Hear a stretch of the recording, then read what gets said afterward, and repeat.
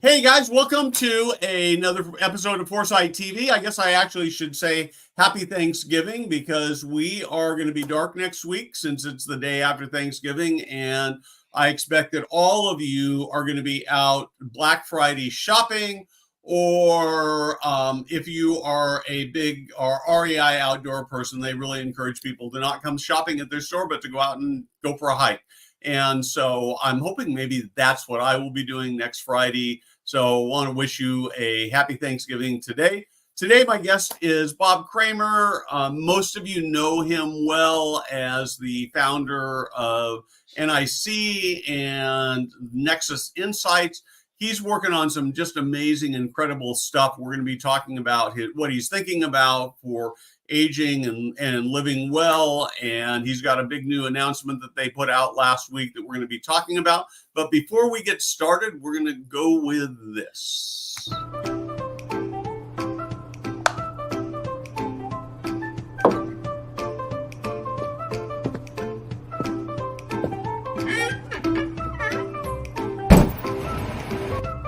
Hey guys, Steve Moran here.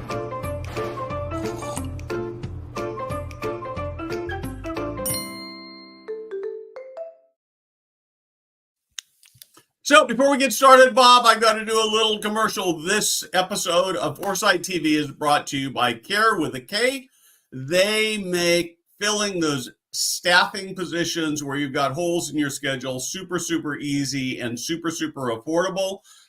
If you're sitting there thinking, I don't know what I'm going to do about coverage over Thanksgiving because I don't have the staff to do it, you should reach out to KARE. They can help you with that staffing problem without costing you an arm and a leg. They will send you amazing people. And of course, the best part is, I got to tell you, is that if you really fall in love with that person who comes into your community and they fall in love with you, you can hire them and there's no big price to pay. All you have to do is say, I want to hire you, and they'll come work for you, and KARE will wish you well. So they are doing an amazing thing. They have really transformed the industry. The way we do temporary staffing, they can help you in amazing ways. Bob, welcome. I know that you're well known, but I'd like to actually start by having you talk a little bit about who you are, your background, your passion, and then we'll start talking about the cool, interesting stuff you're working on. Well, thanks, Steve. It's great to be here today and be on your show. Thanks for the invite. I appreciate it. Basically, in way of background, I first got introduced to the whole field of housing and care and services for older adults as a Maryland state legislator in the early and mid 1980s. And then recognizing that our country was ill prepared for the aging of our society, and also believing that there would never be enough public sector dollars to fund the need and drive the innovation that was necessary. I started NIC together with Tony Mullen. It's important to note that Tony was my better half in starting NIC. He, as an accountant and also a marketing expert, really brought deep knowledge of the sector and data and numbers, and I brought strategy and communications, and we were a great duo. And Tony's no longer with us, but he made a huge contribution. So we started NIC with the idea being that we wanted to attract private sector investment into the space, and that to do that, we were going to need data and transparency. And so we started it in '91, and in '94 really developed our BHAG, our big, hairy, audacious goal, which was, at that time, we were unknown, and we were either ignored or else there was no awareness or no desire to enter our space by investors, and particularly institutional capital. 20 years later, Steve, we were voted the #1 area for new investment by institutional investors, plan sponsors, pension funds, endowments, and so forth. So it took 20 years, but and now the issue, I would say, and my sort of capstone project at NIC, where I stepped out of the CEO role in 2017 and then went to a part-time advisor role in 2020. My capstone project was, now that we've attracted private sector capital into private pay senior living, we need to focus on the largest unserved population, and that's the forgotten middle, as I called them. Those that have too much in resources to qualify for government support for housing or long-term care, but not enough to afford most private pay senior living, at least for very long. And so that was the Forgotten Middle original study that we released in 2019, done by NORC at the University of Chicago. There have been several follow-up studies. We now have a project where we have underwritten the Harvard Joint Center for Housing Studies Housing for Older Adults 2023 report, which will be released the end of this month, November 30th. And then we have underwritten with CVS Health a major study on scalable financing models to address the needs of the forgotten middle. And that'll be released probably next month. So very, very active in that area. NIC is, and I'm now a board member, and as I said, part-time strategic advisor to them. And then in 2020, loving to start things to address causes and issues where I see both challenge and opportunity. I started Nexus Insights, a think tank, together with 11 other fellows, whose mission is to advance the well-being of older adults through innovative models of housing, healthcare, and community. So that's a brief synopsis of a field that I've come to love, that's been really good to me, and where I see just enormous need for further what I called, well, not original to me, original to Clay Christensen, disruptive innovation as we look towards the next 20 to 30 years. Yeah, so as you were sort of talking about this history and talking about Tony Mullen, I didn't get to know Tony until just 2 or 3 years before he passed, but he and you have made such a mark on the industry, and really means that you're making a mark on, it's not really it is the industry, but it's really about making a mark on people's lives, making the lives of older people and team members better. And Tony's name still comes up frequently. He really taught the whole industry about how to think about the whole sales and marketing process in a very different way. And and really forever he's changed and left his imprint on the industry. And I think that's true. You're still got a few more years in here, so I want to be careful that I don't talk like you're already gone, because I think talk about me in the past tense. But that's right. Yeah. Tony and I were both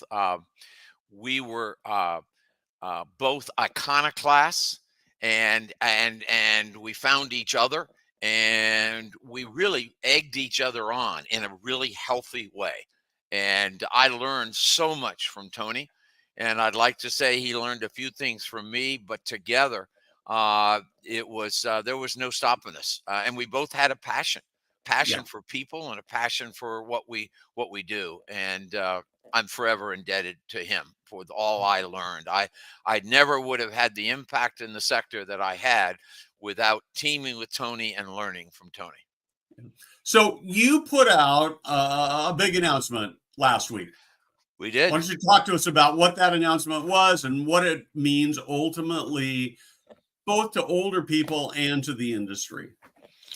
Well, and I'm going to talk about what it also means, I think, in terms of the recognition of the significance globally and domestically of the issue of aging aging in our society. But put simply, the announcement last week that was announced at the opening of the Milken Institute Future of Health Summit in DC was that Nexus Insights, the think tank that I started and have led since early 2020, was now going to become the Aging Innovation Collaborative as part of the Center for the Future of Aging at the Milken Institute, and that it would receive a seed investment of $3 million from NIC to really seed this new think tank, and that the fellows of Nexus Insights would become the founding fellows of the Aging Innovation Collaborative.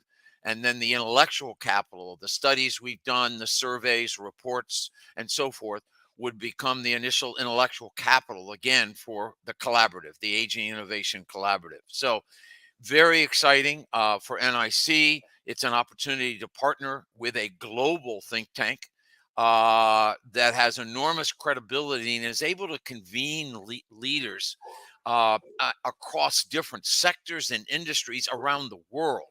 The Milken Global Conference in May is basically the closest thing to Davos, and this happens in the US, in LA. And so talking for a moment about what I think this means for aging and for the field of seniors housing and care, I can express it two ways, Steve. One, we've been niche and we've been side stage. This announcement recognizes that our field is moving main stage. As one CEO of a global corporation said to me at the time of the announcement, he said that in his view, that global warming and aging were the two known challenges that would dictate what would happen with both the global economy and domestic economy over the next 30 to 40 years. He said, obviously, they're unknown things, as we've seen a lot of plagues, of pandemics, of wars, and so forth. But he said, these are two things we know are going to happen, and how we respond to them will be critical. And he further said, Milken establishing this Aging Innovation Collaborative and this Aging Innovation Council is a recognition of that reality on both a global level and a U.S. level. So to us, that's very exciting. You know, I've done a lot of startups over the years, and obviously when you do a startup, you're looking for what's next to take you to the next level. And be able to partner with Milken Institute. As I said, they are a convener of leaders in both the private and public sector, almost without rival in terms of who they can convene in fields of housing, healthcare, aging, but also technology, data, just retail, you name it. And one of the things that this establishment of the Aging Innovation Collaborative and the Leadership Council in Innovation and Aging recognizes is that the issue of aging is an issue that affects across all industries, whether you see the market of older adults, whether you see the challenges of meeting their needs, or whether you see the opportunity that they're the largest untapped workforce presently available in the United States at a time when immigration reform is looking, well, let's not, one wouldn't want to hold one's breath till when we'll see major immigration reform. Given that the largest untapped workforce we have in the US right now is older adults 55 to 85. And whether it's corporations realizing they had enormous knowledge and brain drain with people that took early retirement during COVID, and now it's like, gosh, we've lost so much. Whether it's the research on multi-generational teams and how much more effective they are, or whether it's just simply a service economy realizing that we need older adults in the workforce. And as others have written, it may be even as volunteers. We have millions and millions of older adults that, as Ken Dykewald likes to say, they want to be useful, not youthful. And I think that's a great expression. They want to be part of the solution, not just be viewed as a problem. So anyway, for all those reasons, we're very excited about this. I'm excited for NIC and the partnership with Milken. I'm excited for Nexus, that we've found a home that has a convening power and infrastructure and a reach beyond our wildest dreams when I first started Nexus, though I always think big. And so, as I said, the fellows will be becoming the founding fellows, and we'll be having an announcement soon, Milken will, about the founding director of this Aging Innovation Collaborative, who I'm proud to say is one of the current Nexus fellows. Terrific. I'm looking forward to that. I think that, you know, for me, one of the most exciting parts about it is I'm listening to you talk is that Milken is so well known. It's like taking senior living and putting it on a much bigger stage. It's going from a small auditorium to taking over I don't know, taking over the stage at halftime at the Super Bowl, right? Much bigger voice. I think that one of the things that I think you've got a couple years on me, but I'm starting to get some age on myself, and so I'm spending a lot more time thinking about this whole aging thing. And it's not, I mean, I don't know exactly what I thought it was going to be like, but I don't think it's like what I expected it to be. But it occurs to me that as I look forward to moving into my 70s and 80s, that I don't even have a real good idea about what I want. And so, how do we figure this out? I mean, there have always been a few people who've lived a long age, but not like we have today. Yeah. Well, a couple of things about that. I mean, ultimately, the goal of Nexus Insights and now the goal of the Aging Innovation Collaborative, the AIC, or the collaborative as we call it, is to change the expectations for aging and for life as an older adult, and thereby over time, because this will take decades to actually change the lived experience. Put another way, you've heard me say before, uh, we now have an opportunity to talk about next stage living and next stage opportunities rather than viewing senior living, senior housing, or this whole field as end stage living.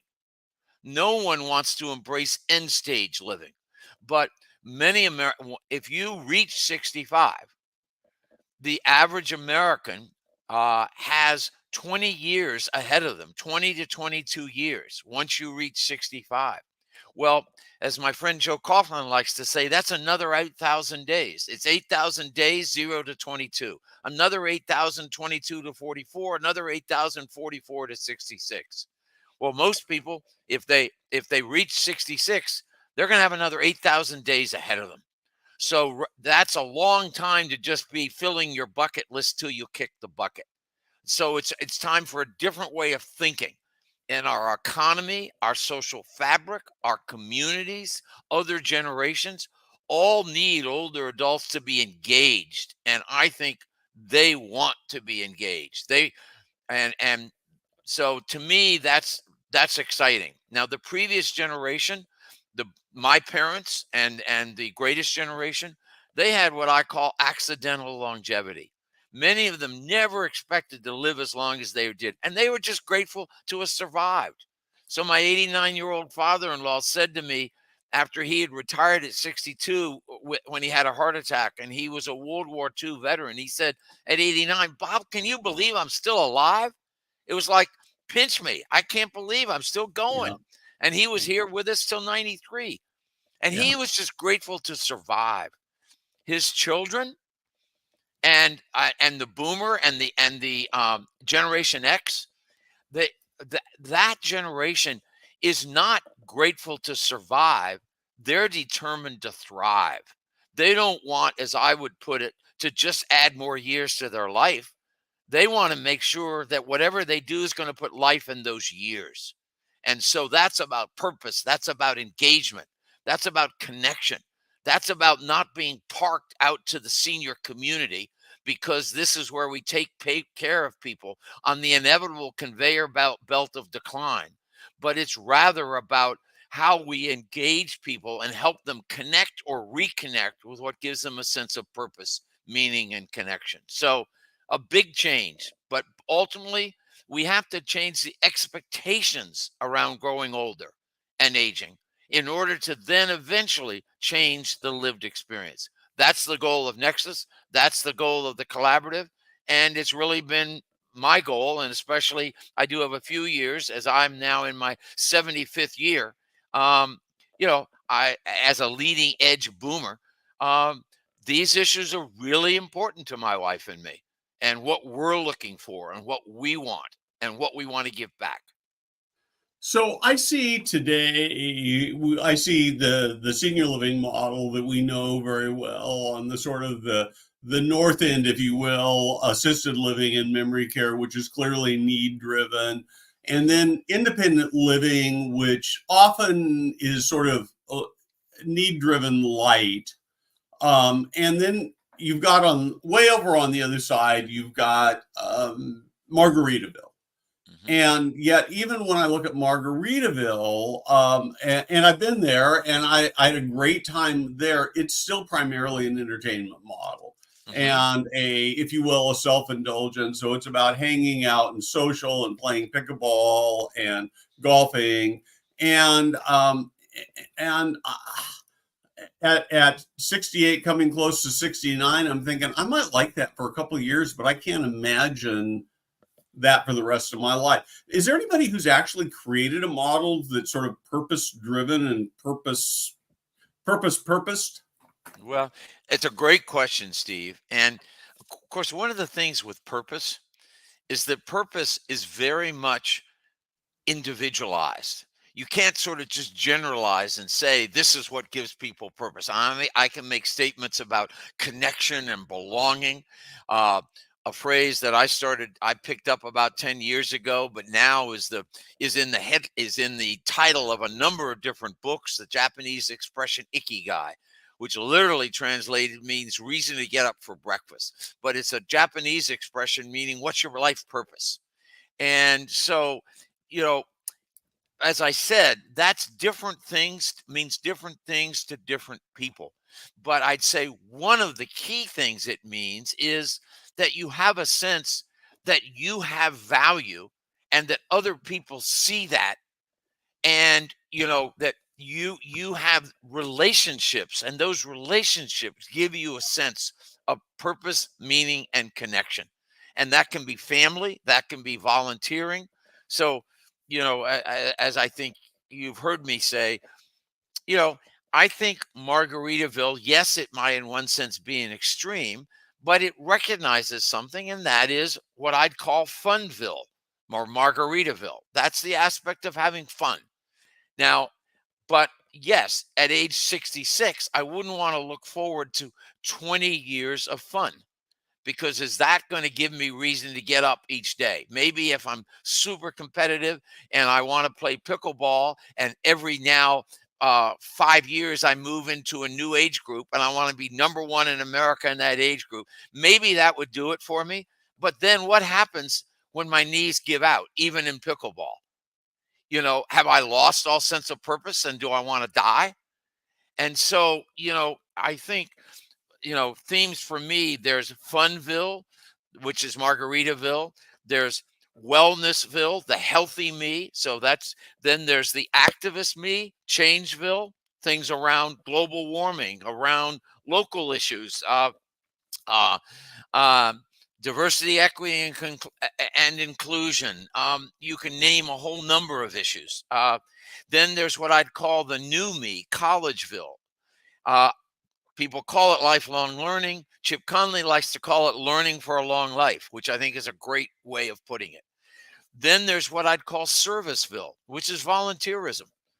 One of the areas that I see a lot of life plan communities really focused on today, which is exciting to me, is many folks in life plan communities tend to have far more education than the average American, and they're planners. And those two go together, and they have the money to afford a life plan community, which is a function of education. But all of that is that many of them realize through the interaction with the staff that one of the greatest tragedies of COVID was not just the lives lost, but how many kids in preschool and elementary school lost effectively 2 to 3 years of learning at a critical Yeah. age, where if you don't get that back and catch up, you're forever behind for the rest of your life. And so the programs to engage in both online and in-person mentoring and teaching, starting with staff of these communities, their children, but then expanding from that. You know, my view is that in 2060, looking back on my generation, I want social cultural historians to say they were willing and they were wanted.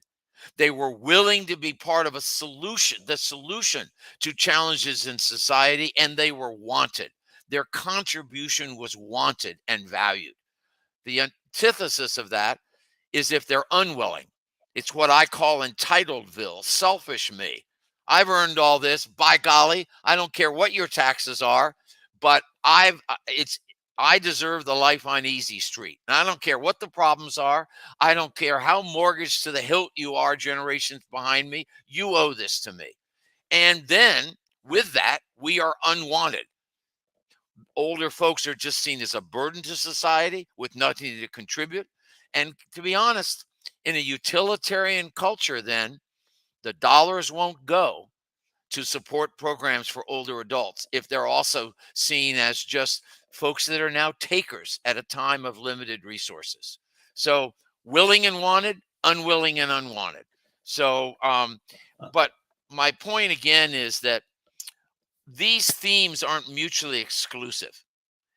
For my wife and for myself, that combination of Collegeville, learning for a long life, Serviceville, volunteerism, whether it's in caregiving or tutoring, mentoring. As you know, I've had a passion for mentoring generations younger than me throughout really since I started in my professional career. But whether it's that, whether it's Changeville and activism, or whether it's a focus on wellness and healthy me and a dose of fun.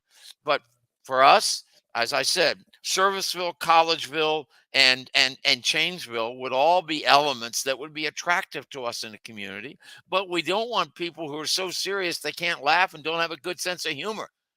Those aren't fun people to That's be right. around. Yeah. So you Yeah. want that balance, but something that reflects, um, reflects one of the realities too is as we get older, and you and I've talked about this before, your natural friendship group starts to diminish. Yep. And therefore you have to make a concerted effort to make new friends. And that becomes all the more important as we get older. And sometimes, that's hard to do. And so, are you living in a situation where it's easier for you to make new friends, to get exposed to new people? Because those friends, particularly you move into a community, let's say at 75, well, those friends at 87 may be just priceless in terms of what they mean to you, particularly if your spouse is no longer with you.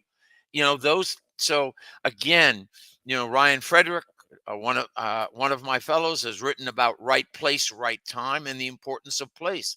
But his message is it's not just important to you right now, but you need to think about your future. And if you did not have the mobility you presently have, if your great friend group you have right now were to be thinned out radically, would this place where you are now work for you? And I think Ryan's doing a terrific job posing those sorts of questions for all of us to ask.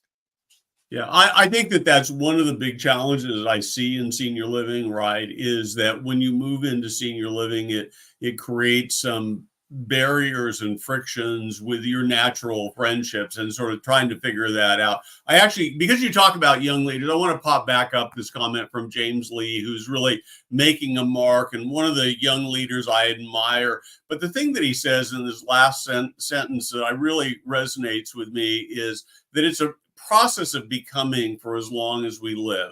And I think that, and again, as you talked about, that belonging part is the thing that's really, really critical. And it's going to vary a lot from person to person. You talk about these connections. The keynote speaker at Leading Age last week was Arthur C. Brooks from Oh yeah. from Harvard, and he talked about happiness, and he gave these 7 elements that creates happiness really along life, but particularly in older age. And number 7 was the most critical, and that was having some deep friendships. And I'm not sure we do that as deliberately as we possibly could. I agree. And my point is, like all things that are really good in life, whether it's fine wine, whether it's marriages, whether it's great relationship with friends, they all take time and investment. They don't just happen. And they take proactivity on our part. So that's a message I would say for all of us, especially as we get older.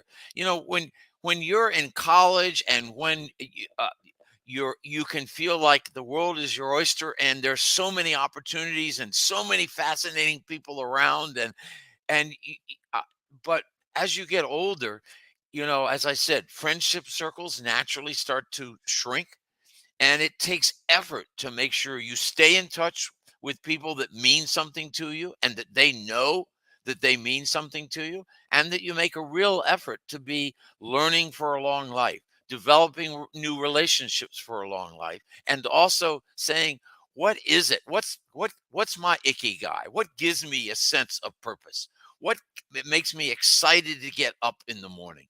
It can be as simple as I can't wait to video chat with my grandchild, or it could be as profound as, I'm I'm really committed to educational reform, and I'm really committed to help those that have been the most disenfranchised for life because of COVID, to help make up some of that deficit where they lost 3 years of their education at one of the most critical times for learning in their life. So, to my mind, um, this isn't just sloganeering, and it isn't just a sort of having a catchy word for it. We got to do this. Our society is fractured. Our economy. You know, how do we have a growing economy? If you don't have a growing economy, the opposite is not good. So what does that look like? What are the role of people in this next stage of these additional 8,000 days? How do they contribute to a growing economy?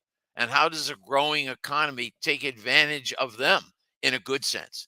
So these are all questions. That's why, again, I'm so excited for the partnership with Milken Institute, So, NIC, and Nexus Insights, because these are big issues that have to be addressed on both, so to speak, globally, but also locally. yeah, so I want to see if I can take it a little from a little bit of a practical standpoint. Big ideas, these are so important. I'm so excited to see what comes out of the Milken new experience, the new broader think tank, the broader platform. But I'm sitting here, I'm a senior living operator, I'm watching this, and I'm saying, yeah, this is exactly what we need. This is exactly what we need. What can I do next week to start working on these things to actually make a difference in the lives of my residents, my team members, and their families? Two things I'll mention to start with. Uh, Both of them from my experience in touring countless communities, as I know you have, Steve, Yep. and talking to countless executive directors and interviewing countless residents. One thing is, as an industry, we've got to get good at asking identity and purpose questions, not disability, deficit, and loss questions. What do I mean? We're really good at asking about, well, tell us about what kind of assistance do you need with activities of daily living? Once we explain that phrase, then they can get it. And how about instrumental activities of daily living? And what over the counter medications do you take? What prescription medications do you take? And oh, yes, how about your ability to pay and for how long? We're experts on asking all those questions. No one wants their identity wrapped up in the answers to those questions. We don't ask the most important questions, which are identity questions, and how that relates to your moving into our community. What do I mean? Well, Mr. Smith, Mrs. Jones, we're so excited you want to move into our community. Tell us, what are your goals for you in the first year in this community? What are the things you want to accomplish or achieve? Tell us about your gifts and talents. What do you look forward to contributing to our community? Tell us about your growth and learning goals. What would you like to learn about, learn to do, learn about? How can we help you in that? Tell us about the most important relationships to you. How can we help support you in those relationships? And help, what kinds of new relationships are you interested in forming? If you look at all the questions I've asked, those are all questions shaped about the person and their growth goals. They're being a human being and having purpose and connection. They're not questions focused around deficit, loss, and decline. We are really good at assessing deficit, loss, and decline. We are not good. And executive directors, their sales and marketing team, and their staff are not good at asking about life goals and purpose and then figuring out how to address that. Let me give you one other illustration of that. Perhaps one of my biggest pet peeves in touring communities. I'll be touring a community, and now I've talked about this enough over the last several years that most executive directors that have done their homework are now really careful about this. But it used to be that whenever I toured a community, so often a resident would come up while I was with the executive director, whoever was giving me the tour. And the executive director would turn to me and say, "This is Mrs. Smith, Mr. Jones. They were this. They did this." And so I immediately would turn to that resident and say, "Tell me about what you do today in this community. What gets you going in this community? What do you enjoy? What are you excited about?"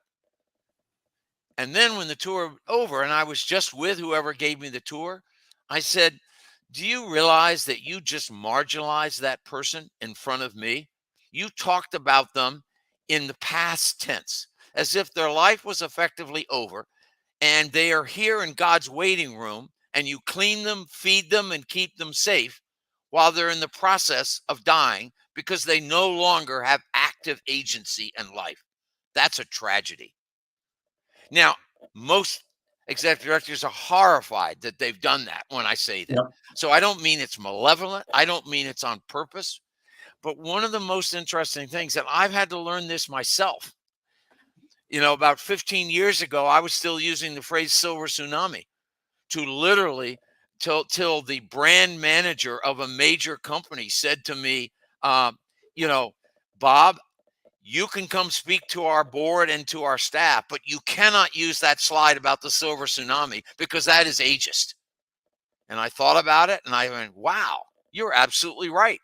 Because, and again, I mean, at Milken, I heard the phrase silver tsunami referred to not in talking so much about on panels about aging, but panels about the economy and panels about retail and so forth. But silver tsunami, what impression does that give of older adults? That they are an unmitigated disaster about to hit us. That the aging of society is a tsunami. What good comes out of a tsunami? Nothing. It is seen as an unmitigated disaster. So my point is that we don't realize ourselves. The first thing our industry has to do is to get rid of its own ageist assumptions and ageist terminology. So that's really practical. What are the questions you ask in assessment and intake? Do you give people the sense that they're coming, that this is an end stage setting, it's really all over, and it's just about safety, security, comfort, and being fed and complaining about the meals? Or do you give them a sense that, no, you're here to live life, and our job is to help you to live it to the fullest? And so we need to get to know you better so we can do a good job. As one of my Nick Talks presenters said, our activities directors should be purpose matchmakers. And I love that phrase, and I've used it ever since. So that really practically, we've got to look at the ageism in our own approaches, our intake questions, our assessment questions, how we interact with our residents. Do we give them a sense of hope, purpose, belonging? or are we just there to reinforce a sense of loss and deficits, and therefore we teach them learned helplessness and learned dependency, which, by the way, actually takes years off their life. And we Yeah. now have research to show that in Becca Levy's great book, Breaking the Age Code, how your beliefs about aging determine how long and well you live.